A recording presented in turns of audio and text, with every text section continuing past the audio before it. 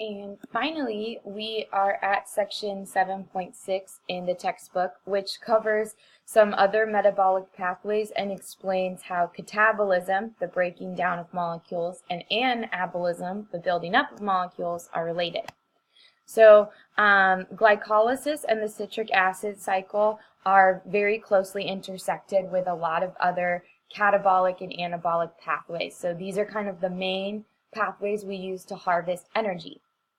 And if you recall, glycolysis is only talking about, at first, the breakdown of glucose, and that's what we focused on as our model molecule. But we don't just eat glucose, we get our energy from all other sources. So you get energy from proteins, from lipids, aka fats. And also, remember, glucose is a monosaccharide, but you eat many other polysaccharides. So the question becomes, how do we break down these molecules as food for us as well?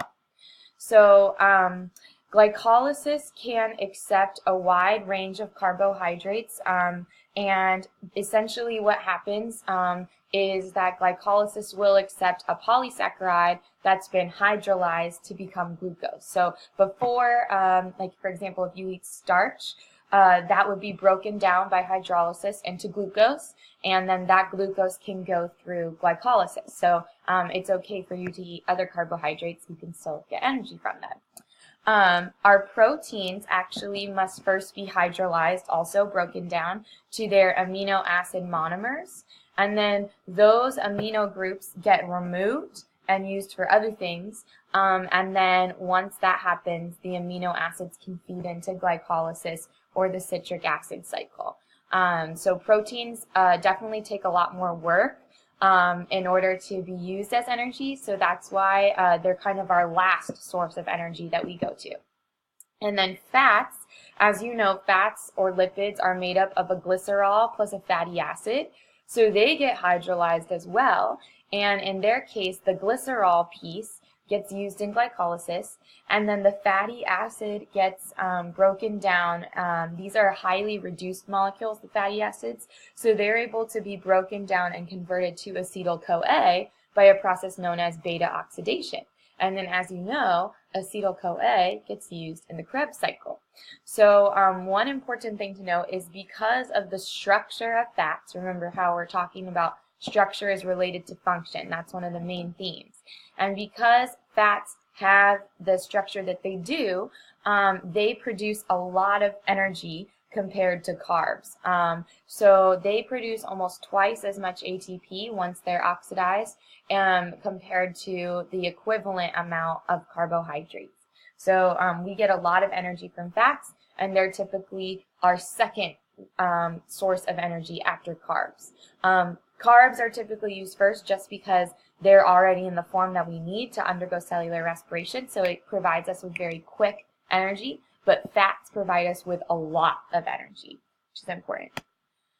So this chart kind of shows you in picture form what we were just talking about, how these molecules go through the process. So our carbohydrates like glucose or polysaccharides get broken down into simple sugars, which can then go through glycolysis and then go down into the citric acid cycle and oxidative phosphorylation. Our fats get broken down into glycerol and fatty acids, and though glycerol gets turned into your pyruvate, your fatty acids get turned into acetyl-CoA, and we get ATP as well. And then your proteins are broken down into their amino acids. In a process called deamination, they lose that amino group and they get converted to pyruvate as well as acetyl-CoA, and then finally we can enter the citric acid cycle. So the amino acids can enter at a variety of points depending on how their structure changes when they lose this amino group.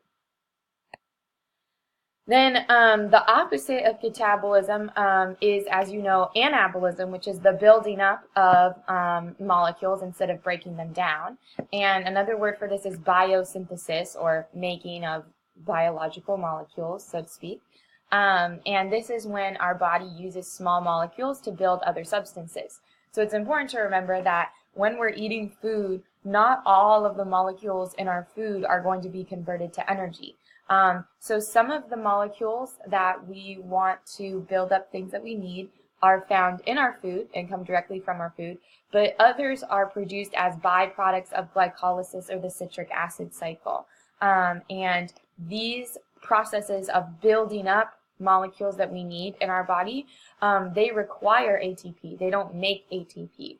So that's why our ATP count is not 100% accurate, because depending on what your body needs, it might use some of the molecules that are produced during these processes to actually build up resources in your body, which requires an input of ATP, thereby reducing your net. And that's all for this section. It's very short.